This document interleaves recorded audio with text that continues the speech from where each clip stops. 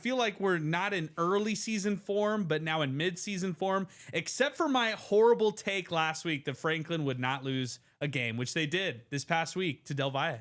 Well, I'm part of that too. I thought that Franklin was gonna run the table. I made I mean, it's on Instagram. It's one of the little reels that we made. I said that Franklin is better than Del Valle. I had him ranked over Del Valle. I was almost convinced that Franklin was gonna win, and guess what? They didn't. So, got to eat your words sometimes. Shout out Del Valle.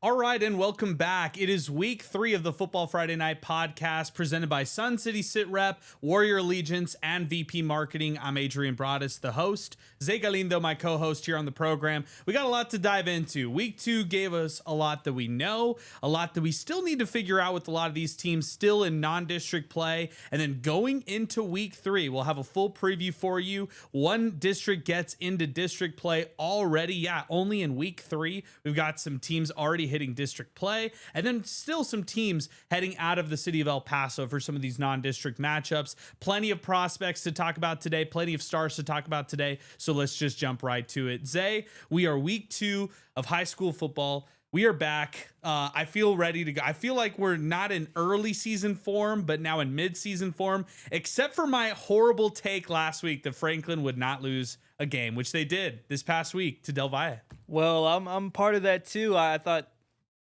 that Franklin was gonna run the table.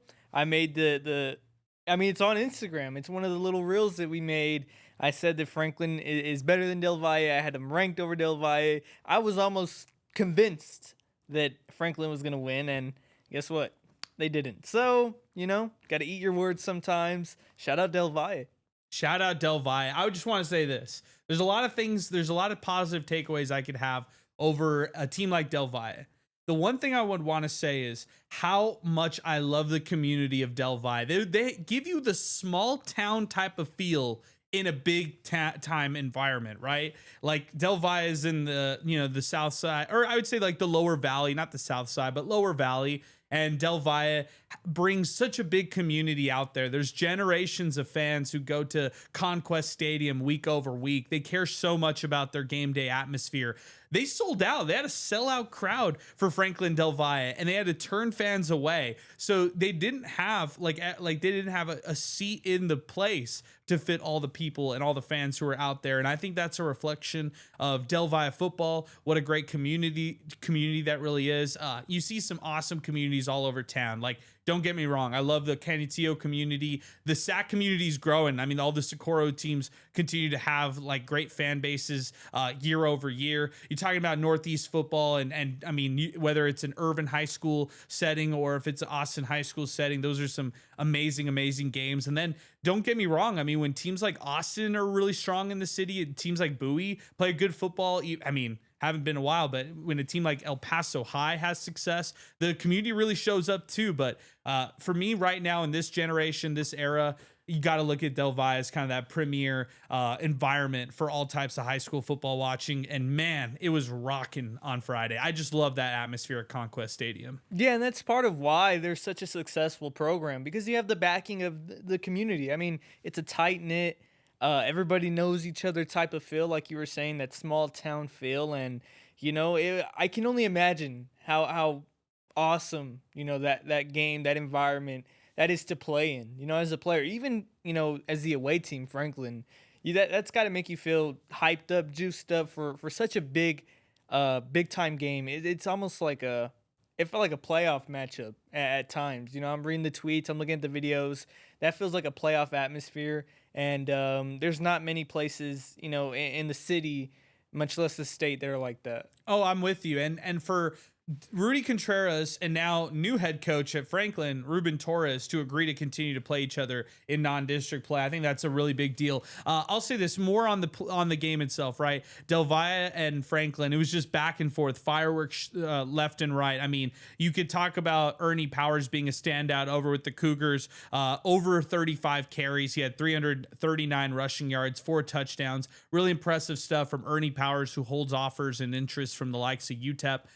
That guy's Division 1 caliber. I don't know if it's football or track, but man, he is so fast. He hits holes in a big way, like as a running back, and he's not afraid of contact. He goes through a lot of contact, and he's not afraid to go through a lot of guys. But man, that Del Valle team was humming. It was Santi Baez on defense. It was Viscata, both Viscata brothers on defense. Joel and Adrian. I also really was impressed with Dylan Gonzalez. One of the names that I circled in Big Pen throughout the whole game, Abraham Garcia. He's showing up on both sides of the ball on offense and defense. You look at Josiah Nunez just on offense, right? Because this guy plays all over the field. He even returns kicks for them. But Josiah Nunez, 8 catches, 128 receiving yards. He was on a mission as a receiver, and actually, this is a guy who I think is worthy of being a Division 1 player, like down the line, or he needs to get some more D1 looks. Now it all leads up to the reason why they won, and I know it's a team effort. I'm not undermining that whatsoever. I think Del Valle, to put the team effort together and win the way that they did, 40-30 over Franklin.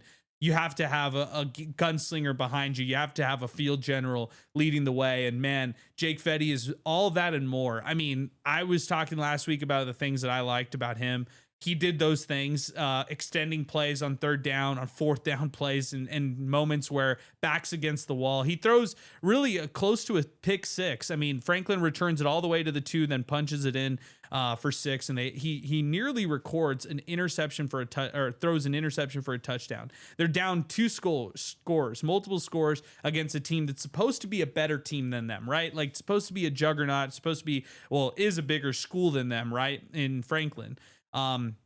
With his backs against the wall, the way he was playing to close out that game, just one of the more magnificent performances in a single game that I saw from any player, right? Like, take away just the quarterback position, any player on a given field, he would not let Del Valle lose that game. And that's why I think Jake Fetty, as a sophomore, he was the best quarterback in the city. Last year, he was the best prospect in the city. Now he's starting to take over like territory that it feels unheard of, like for the caliber of player he is. He was 23 of 41 for 349 passing yards, 4 total touchdowns in that game, over 100, or actually just on the dot, 100 rushing yards in that win over Franklin, including the 77-yard touchdown run he had to seal the deal to win the game for the Conquistadores. So they were down multiple scores and they won by 10 points against the Cougars. Just a magnificent job. You could talk about the turning point being the kickoff return for a touchdown for Del Valle. I think that was one of the turning points to give them some momentum.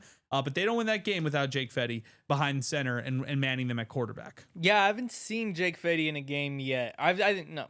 I saw him once, and he only played like a quarter.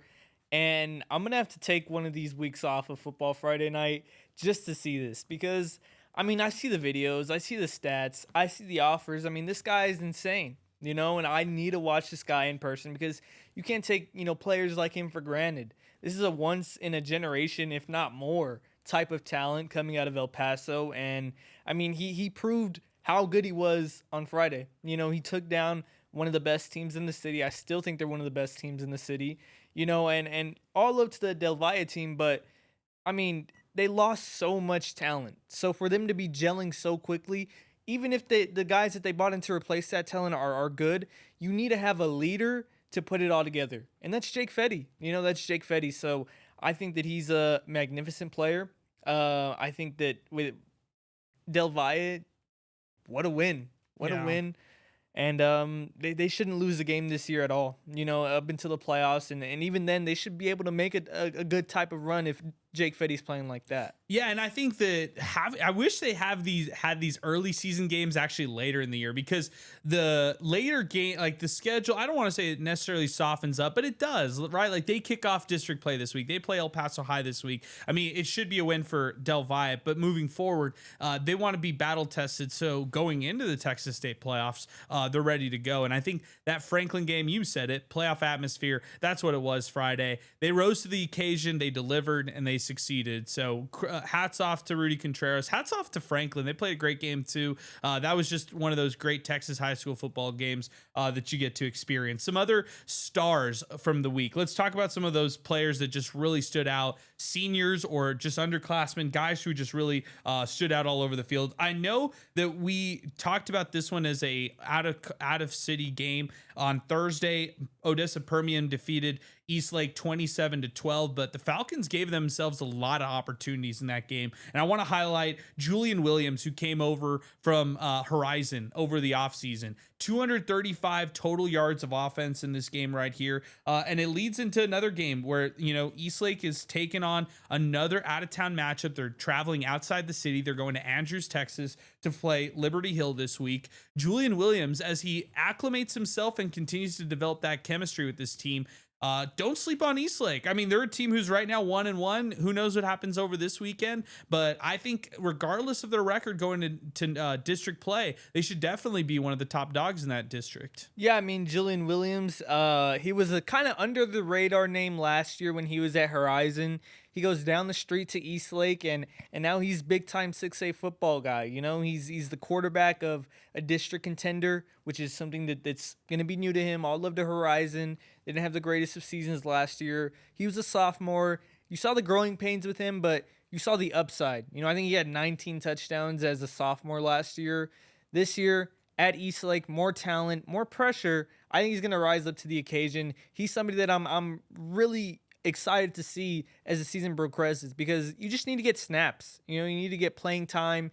You need to get acclimated to this level of play, because once he does, he has the type of arm and big time play talent that you want to see out of a quarterback at the 6A level. Okay, the next player I really want to profile, Andrews High School's own. I think you're going to like this name right here. Carmelo Jones, man. What a game he had against Coronado. And I need to get your full analysis on him. And then also, I'll ask you next for a player you want to spotlight. But for Carmelo Jones, it was Andrews who ended up winning 47-28 over Coronado. We kind of saw that maybe happening, like Andrews beating Coronado. I didn't think they were going to win the way they did, which was almost dominant fashion. I get it. Coronado scored some touchdowns late in the game to kind of make this one close, but look at the numbers: 144 rushing yards and 4 rushing touchdowns in this matchup for Carmelo Jones.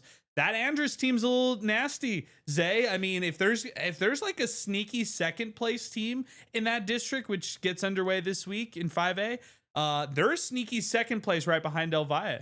Yeah, I mean, Carmelo Jones, past couple of years, she sat behind Marcus Wilson, who's a good running back as well at Andrews. But I mean, you saw the talent. This guy in person, he's really tall. Like, he's a lengthy guy. You'd think they'd put him outside as a receiver, but they already have so many receivers. So he lands at the halfback position, and you can see why, a guy like him, he can break off big runs so easily. If you run him up the middle, he finds a hole, he's gone. He has that top end speed, and I'm really excited about him. I didn't think he was going to be that good, but he's really taken a big step up. And I think Andrews as a whole, like you said, they're a really sneaky team. I think they've been like the team that everybody's looking at. Okay, they can take that next step, and we're seeing that. They played El Dorado good. Probably could have played them a little bit better. That offense could have been a little bit better, but they played them all right. And now you go and beat a 6A team in Coronado. That's going to be a really fun team, and a team to watch out in a district that's getting even better and better. The talent from last year to this year, it's so much better. So it's going to be so much more competitive. Hanks, Chapin, and Andrus, they're going to be fighting for those playoff spots, because you kind of already give that playoff spot to Del Valle. Cananteo's always going to be in the playoffs. They look like a really good team, but even them, they can be in the mix for possibly missing out because of how good those teams in that district are. Yeah, it's a good point. I mean, this district gets underway here this week. So as far as district play action goes, I want to switch it up to the higher 5A, higher level 5A squad right here in El Dorado and profile. Let's say something nice about Ryan Estrada for a second, right? I mean, Minnesota commit, one of the best, if not the number one running back here in El Paso. Ryan Estrada from last week, no problem against Austin High School, but still very impressive on the numbers.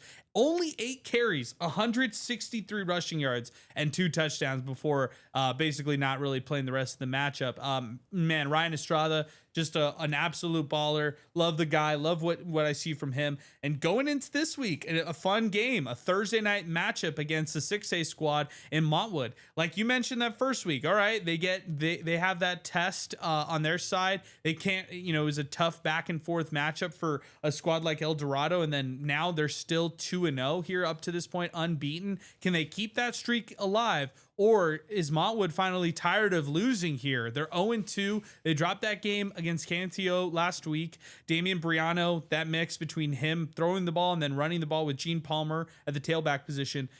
They've got stuff to prove on Montwood's side. So that leads kind of nicely into this Ryan Estrada profile. By the way, Bryson Booth, 144 yards, 3 touchdowns. He's starting to become a really good quarterback. I got El Dorado in this game against Montwood, and I don't really think it's going to be that close. I think they'll be able to handle that Montwood Rams squad. Yeah, me too. I think that I have El Dorado. They won that game last year. They kind of cemented themselves as, hey, we're here. That was their, hey, we're here type of game. Of course, they beat Eastwood a week later. But yeah, I mean, El Dorado, they look good. That's a bit of a rivalry matchup. They're about 5-10 minutes apart, Mountainwood and El Dorado. So that'll be a fun one.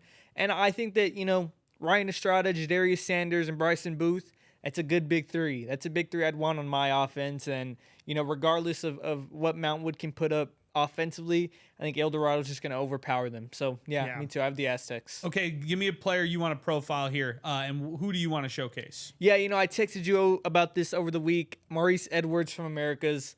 Man, he looks he's insane. That's the word I use for him. Going into the year, he wasn't really on my radar. I think Americas, Cameron Johnson, who also had a big game. He had over 100-yard rushing and a touchdown, but I was still the show for me was Maurice Edwards. He plays both ways for the Trailblazers. They go on the road to take on a Hanks team that beat them last year, and they're up for the occasion. It was homecoming night at the Kingdom.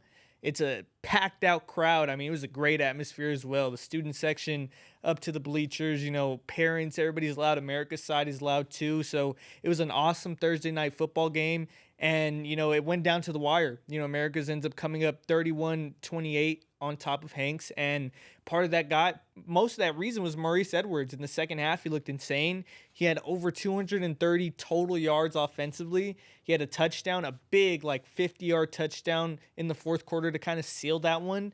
And, he plays both ways as well. He's in the nickel for Americas. He's a nickel back for them. He was making big plays, big tackles defensively. That's a gritty, scrappy team Americas has got. And one of those guys is Maurice Edwards. I like it. I like the name right there. And that Hanks America's matchup was really solid. It leads nicely into this week because our Warrior Allegiance game of the week, Pebble Hills versus America's. We'll break down that game a little bit more here in just a bit. But before we do, how about Pebble Hills beating Midland High School? I mean, man, we spent all this time, and that was maybe the headline from over this past weekend. 13-12 was the finish for Pebble Hills High School, defeating Midland High on the road in that one. And I know last year that Midland squad was stacked. I mean, they had guys galore. And this year maybe taking a bit of a step back, but still really good. So an El Paso team defeating a team like Midland, especially on the road, it's impressive stuff. It's easy to profile guys like Joe Fernandez, Noah Tarrant, even LJ Bailey. The name that I want to bring up is Julian Vasquez as a wide receiver. Very impressive stuff. And then I looked at the stats of your cousin, Anthony Vasquez. 13 tackles from over the weekend. I mean, that tells you a lot because only allowing Midland to score 12 points, and you got a guy like Anthony going all over the field, recording 13 tackles in this matchup right here. That defense is maybe as good as that offense is over at Pebble Hills, and that's why they should probably be one of the premier teams here in town, or at least when we're thinking about the power poll that we're going to go over here in a bit, they've got to be in that top group right there. Yeah, I mean, Pebble Hills, their defense as a whole, like you said, is really good. Their secondary, super duper impressive. They have some good corners, good safeties. Like you said, shout out Anthony Vasquez. He's my cousin. Growing up, I always thought I was better than him at football. I was not, but it was fun to dream like that. But yeah, I mean, he's really, really good. He's blossomed into a really good safety, and Pebble Hills, I mean, to go on the road, to go into that environment, to get to pick up a win in that type of fashion. I mean, 13-12, last second touchdown for the win. That's insane.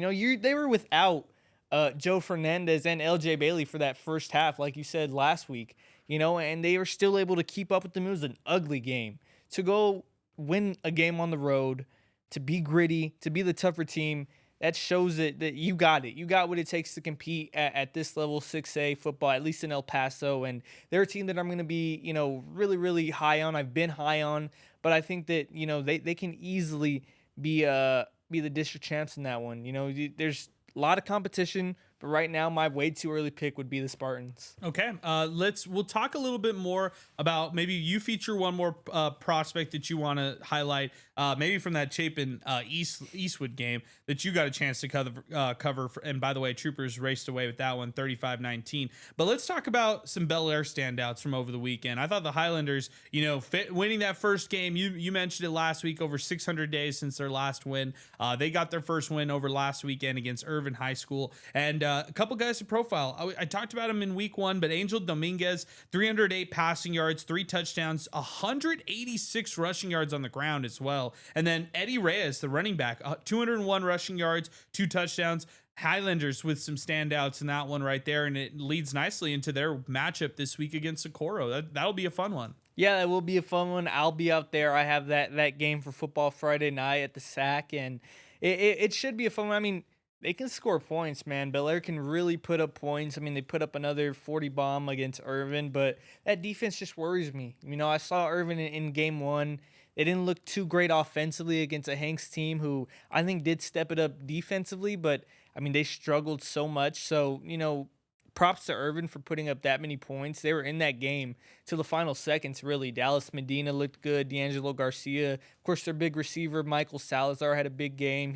I think he went out with injury towards the end, so that was a big loss for them. So I think that Bel Air, they have the tools offensively. They just need to fix some things on the defensive side. Agreed. Let's we'll talk a little bit about, or let's bring up your last prospect you want to talk about, or anybody you want to spotlight here from over the weekend. Just want to remind everybody, we are presented by Sun City Sitrep, VP Marketing, Warrior Allegiance, here on the Football Friday Night podcast here going into week 3. Who's the last player you want to profile and spotlight? Yeah, we were talking about the Eastwood Chapin game, and Eastwood's quarterback, Kingston Jeffries, did look pretty good in that one. I think it was his coming out game. He was a little bit under the radar, split snaps last year, started the last couple of games for the Troopers.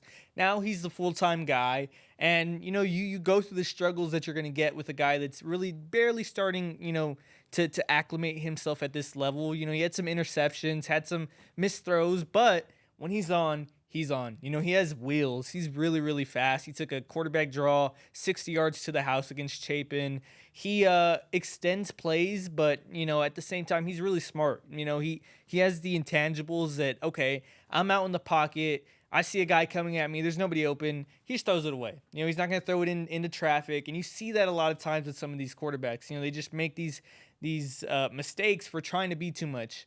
Kingston Jeffries plays his role. He does what he needs to do to make his team win. I mean, he only had about 250 total yards, and that's a lot. But, for a quarterback, he wasn't trying to do too much. And I think that's why, Eastwood won. Yeah, I think that's a good one right there. And I really like Kingston. I think that he could be a better quarterback in that the crowded 6A district, and maybe help them push for a playoff. All right, let's go to the Football Friday Night Power Poll. Let's start from 10 to 6. You go ahead, Zay, and I'll react. Yeah, I got at number 10. We got our first 4A team in the poll. It's Isleta. The Isleta Indians. They get a big win over Socorro.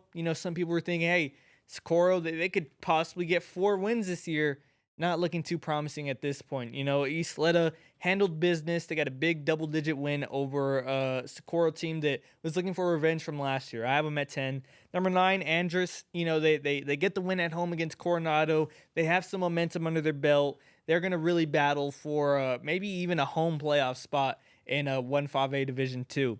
Number 8, I have Canutillo. The Eagles, they put up points against Mountwood, man, but that defense, it's not as good as we're used to seeing. They're going to need to get that fixed, but I still think they're one of the premier teams in El Paso. Okay, I like the 10 through 6. My favorite one was Isleta, because I'm happy they cracked the top 10. I think they're a solid squad, and they actually might be a team who can win 4A when it's all said and done. So great pick right there. Let's go into your next picks right here. Go ahead. You just give me 4 and 5. Okay, well, we're for number 7. Let me go with Eastwood. I think the Troopers, they looked pretty good against Chapin. They had some lapses. They made Chapin look like a really solid team, and I think they are. They're a gritty team, but that's a game that I think Eastwood could have won by a little bit more. There was times in that one that it looked like this can be a blowout. Other times, Chapin is only down two, so they kept them a little bit close. I think Eastwood needs to figure some things out going into their homecoming against Odessa. At number six, I have Americas. I mean, saw them against Hanks. They get that big 3-point win on the road in a tough environment. Really like Maurice Edwards, Cameron Johnson, and that defense is a really scrappy type of team, so I'm pretty high on them. And then number five, El Dorado. Ryan Estrada, like we said, Bryson Boots, Darius Sanders, a big three that is up there with almost any big three in the city. So watch out for them. And then number four, I have Eastlake. They go on the road, fall to Odessa Permian, but like you said, they give themselves a chance. They were in that game for about most of it. I think that they're a team that, once again, I had number one going into the year, so they have what it takes to be the best team in the city, but they still have some growing pains they need to figure out. Okay. My reaction is I always like to tier things. Like, I think the top tier we kind of already know.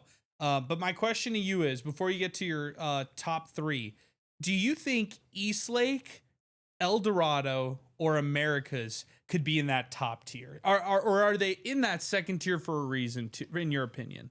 I think Eastlake, out of those teams, is the only team that I think could be up in that top tier, because like I said, I had them at number one for a reason. I think they have plenty of talent, but they're not there yet. And I figured that out week one when, they allowed 50 points against Bel Air. Okay, let's restructure your order here. Now let's go 1 through 3 here. Give me number 1 and then all the way to 3 of the way you have it here for the Football Friday Night Power Poll. So number 1, without a doubt, I mean, if you have anybody else other than Del Valle at number 1, rethink your ranking, because they are the undisputed number 1. I said this last week, funnily enough. I was like, Franklin's the undisputed number 1. They're the best team in the city. I was like, they're not going to lose a game. I agree with you. They're on the table. Look what happened. So maybe it's a curse. We'll see. I don't think El Paso I will beat Del Valle, though, this week, And, I mean, we talked about it already. Best team in the city, best player in the city, one of the best groups of coaches, one of the best atmospheres.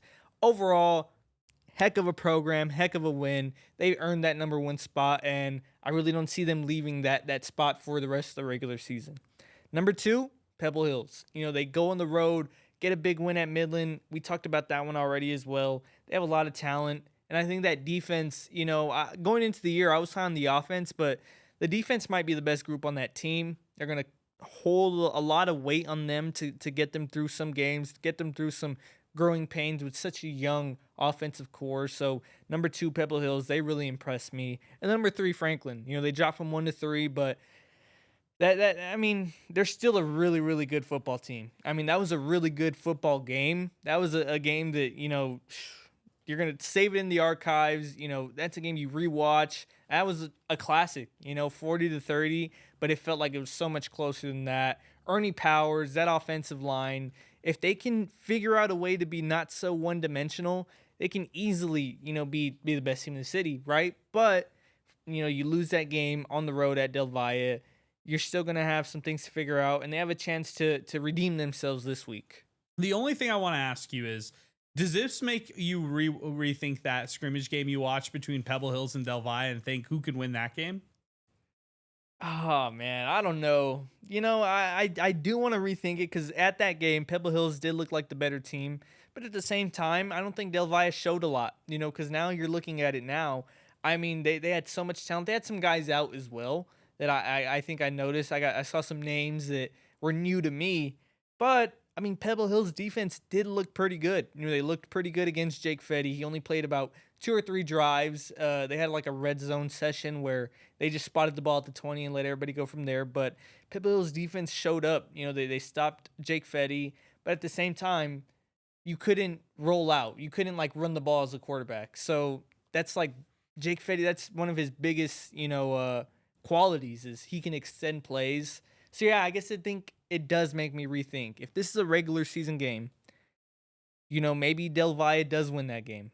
Maybe they not even win. Maybe they dominate. Who knows? Who knows? I wish they scheduled each other in the regular season, because that, once again, that would have been another big game, Phil. But 1 and 2, I guess we'll never know. I guess we'll never know. I like that right there. All right, that wraps up the Power Poll segment right there. Let's go into this week's games. We'll start off with our Warrior Allegiance game of the week, and we spent so much time talking about Pebble Hills. Now just assessing their matchup against Americas. This one will be our Warrior Allegiance game of the week. It's a non-district matchup for both these teams. Perfect tune-up for both these teams as well. And it will be a nice litmus test for Americas to see where they're at. I've got Pebble Hills winning this one right here. I don't really see the Trailblazers pulling off too much of an upset. Could you talk yourself at all into Americas, or what do you take away from this one right here as you preview it?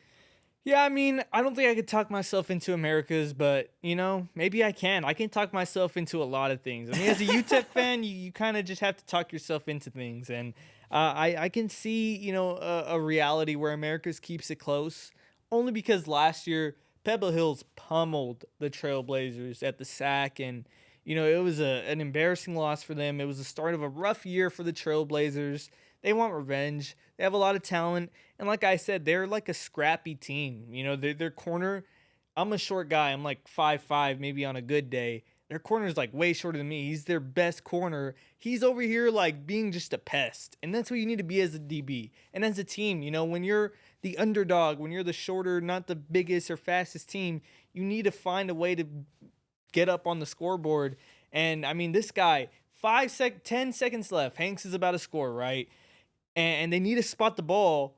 This cornerback is just laying on Alex Robles, like not getting up, like making the clock tick. And I'm like, little things like that. Like, hey, some people might absolutely hate players like that, but you need that. You need a type of guy that's gonna, just be in the receiver's head all game. And that's their whole team. They're pests. They're fun. They're fun to watch. And if you catch Pebble Hills on a bad night, it can be a really close game. And it's a bit of a rivalry as well. So I think you need in football just some moxie, like overall, like players need that kind of moxie and that edge. Like football's a physical sport. Let's not forget, like you're hitting dudes at full speed or you're getting hit at full speed. This is a gladiator type of sport. So you need some moxie. You need some kind of swagger. You need some edge to you when you play, especially as a defender. I like that way that you characterize it. Maybe not a guy who jumps off the page necessarily, but a guy who's just going to be pesky and going to really make you frustrated. And that leads to Lubbock Monterey coming to town, taking on Franklin. It's going to be one of the best matchups in the city that we see this upcoming week. Our very own Steve Escajeda will be out in West El Paso to cover this one. The Cougars, an opportunity to get right against a really good Lubbock Monterey squad. There's nothing guaranteed in this game here for Franklin, and they've lost some of these games where they bring a Lubbock squad or an Amarillo squad or an West Texas squad to Cougar Stadium. They've lost some of these games before here on the west side, so they can't take this one for granted, and they can't overlook this one either. yeah, I mean that anytime you play a Lubbock school, a Midland school, an Odessa school, any West Texas squad, you want to win. You want to put on for the city, and no doubt about this one. It should be a good one. You hope that Franklin, can get revenge. That was a game that they lost last year as well, but they're better, and I think they can match up somewhat physicality. The big thing when an El Paso squad goes on the road or takes on a team from anywhere else is usually these guys are much, much bigger, much faster, much stronger. But, when you look at that Franklin team, they're big. They're a big squad, especially in the trenches. So they can match up pretty well with them, and it should be a fun one. Okay, the next one I want to talk about, Odessa taking on Eastwood. It's the Troopers homecoming week, which, by the way, I mean, it's interesting they had to schedule it this week, and it's also pretty early for homecoming week, but nonetheless, the Troopers will host Odessa Permian. It will be a massive crowd out there for Trooper Stadium. You think about how many people Mojo brings to town whenever they travel. That's going to be a good one for them. And then to talk about one that's out of town, Coronado taking on Oak Ridge. Coronado 0-2 on the year, Oak Ridge 2-0. How do you see these two games right here? Yeah, so starting off with the Eastwood Odessa one, I mean, earlier we were talking about the Del Valle community and how, tight knit and how good of an atmosphere they have. And I completely forgot that there's a school that really rivals them and might even be better, and that's Eastwood. Every time I go to a game out there, Trooper Stadium, it's packed out, everybody knows each other, and that's it's a big stadium. They have a big grandstand. You can almost never find a seat. That student section's loud. The LED lights are going crazy. They have like a horn every time somebody scores. It's the loudest thing ever. I absolutely hate it. But, nonetheless, it's one of the best atmospheres in the city, and it's going to be packed out. I mean, Odessa lost last year on their homecoming against Eastwood. They come traveling looking for some get back, and Eastwood's going to have to be up to the test. I think that's going to be an absolutely fun one, man. That's going to be a thriller. It was a thriller last year. I see it going the same way. So I don't even think I can make a prediction because it's going to be such a fun game. And then Coronado one, Coronado has struggled. They're without some guys still, but you need to see something. I need to see something out of them. They're 0-2. You don't sound the panic, button until it's district play, but you're getting pretty close to putting your hand on it. Yeah. If it's not hovering over it already, it's at least looking at it intently. So yeah, I think those are pretty much the biggest games for this week. A little bit of a down week for week 3. It's never a down week when we're talking high school football here in El Paso. So I just want to temper that. But you previewed the game that you're going to be at, Bel Air, Socorro. I know you touched on it a little bit before, but this actually has a chance to be a really close game if things break right for the Bulldogs. Yeah, I mean, the Bulldogs won this one last year, but Bel Air is much improved, like we've seen. So I think we're going to see a lot of points once again. And I don't know if I can make a prediction on this one either. I mean, going into week 2, I was ready to say, okay, Bel Air is going to run over Irvin. They're going to run over Socorro as well. But Irvin played him good. I think Socorro is going to play him good as well. So I think it should be a fun one. Yeah, I think so too. And I think that'll wrap up our podcast here for week number 3 as we preview all the different games. We talk about last week's amazing slate.